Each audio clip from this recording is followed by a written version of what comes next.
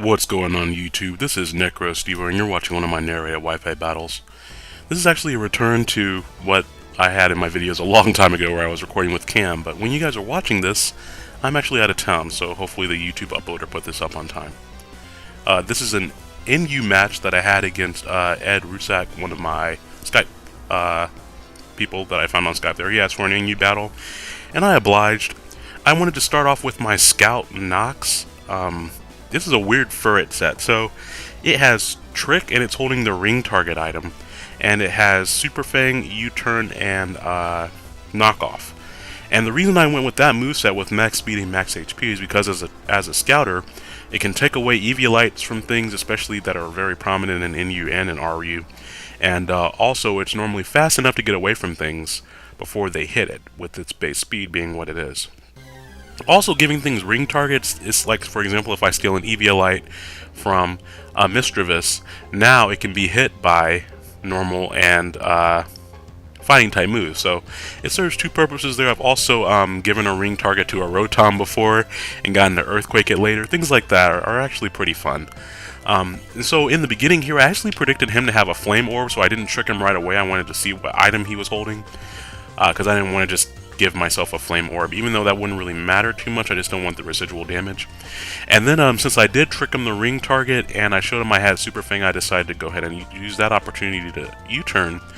And now U-turn as he brings in his Perugly, and Perugly is actually pretty fast. I was surprised.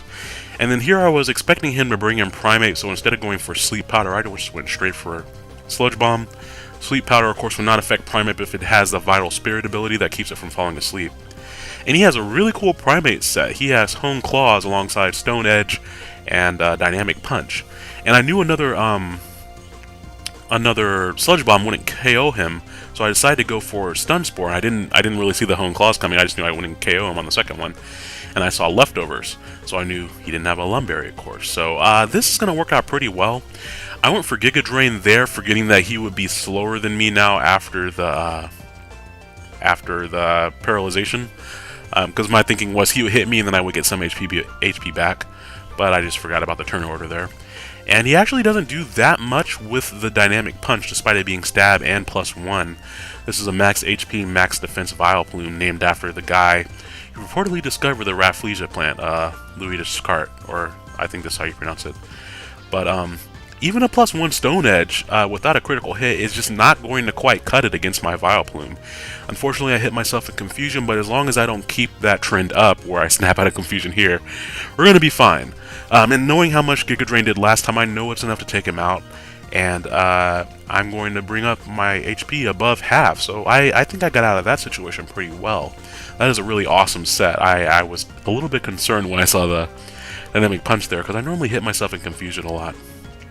Now here, I really, I didn't feel safe switching in anything to take a Fire Blast from him, and I also knew that, that the Simis, or Simis here, Simisage, Simipour, they like to set up, carry Substitute, sometimes they have Gluttony to eat their berries quicker, and so I decided to sack Vileplume now that his one fighting type was taken care of.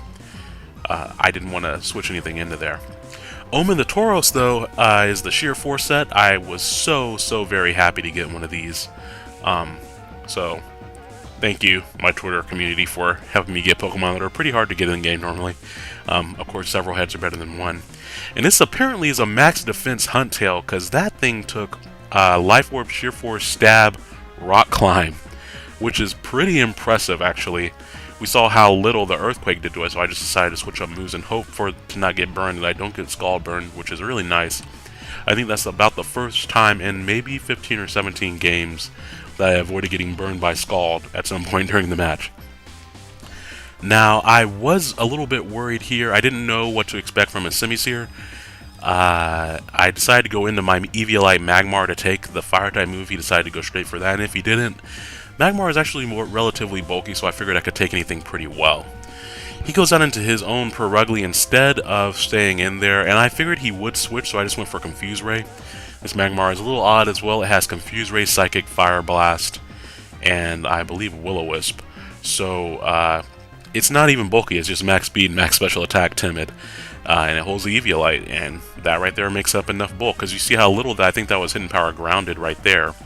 Unfortunately, I missed my Fire Blast, which, even though Ugly can have the thick fat ability, which of course cuts in half fire and ice type attacks, I think it would have done a decent amount of damage there, but that's okay. We're going to go for a Will-O-Wisp to put some residual damage on it. Of course, it is a special attacker, which I just found out when he used Hidden Power. I was expecting it to be the typical fake-out physical attacker, but that's okay. Since I know it's running Hidden Power Ground, most likely at least, I don't think it will be running Hidden Power Water or Rock. Those don't really offer very much coverage to it when it can use Thunderbolt and Water Pulse. But I'm just going to switch into my Choice Banded Fearow, which I got from another person on my Skype, and I think he said that he now, he doesn't have any use for the red Pokemon that he was using, so I figure why not take it off his hands and put it to work some. So, I just went for a Choice Banded U-turn there. In case he wanted to switch out there, then I would have gotten the initiative, and I figured a Choice Banded U-turn would be enough to take him out. And of course, a lot of people just go out into their faster Pokemon on those types of attacks, and here I just left Furret in. At this point in the game, it's very late game, so I don't have that much scouting left to do. It's kind of done its job, and so I wanted to see what he would lock himself into, because I was pretty sure that he was Choice Scarf or Choice Specs. I haven't had an opportunity to see which one, just because every time it's attacked, it's knocked something out, except for that one Fire Blast that I missed against Magmar, which that wouldn't have told me either way, because Magmar would have resisted it a lot. And so I get a chance to go out into my Dragon Dancing Dragonair Eviolite as well. It has Dragon Dance, Waterfall, Outrage, and Rest. And of course the ability is Shed Skin, so the idea is to get up a bunch of Dragon Dances, rest up, and then hope for an early wake with the Shed Skin ability.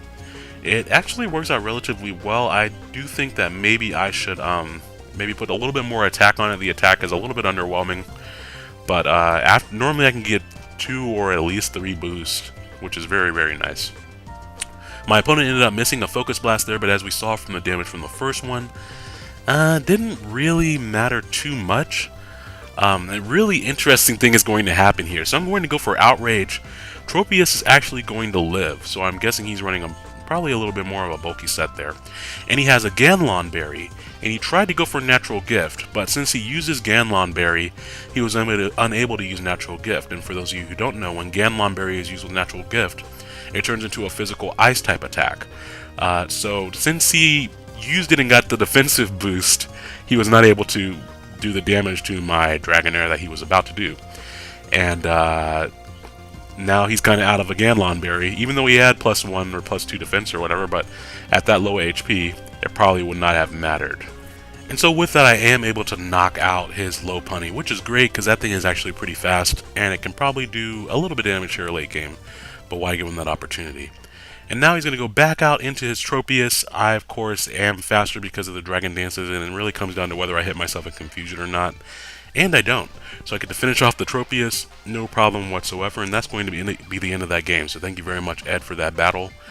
A quick little match there, but I just wanted to make sure I got something up for Friday, especially since I missed out on uploading last Friday because of YouTube shenanigans. Darn it all. Anyways, I am at PokeCon. If you guys happen to be at PokeCon in Louisville, Kentucky, be sure to come find me. I will be dressing up as a Pokemon fisherman and also the guy from Pokemon Red and Blue and Yellow who gives you Lapras. So I'm going to have on like a trench coat, Silphco employee ID badge, a card key, a briefcase, and a plushy Lapras to offer people. So should be a good time. Hopefully I'll be able to get some pictures there and share them with you all.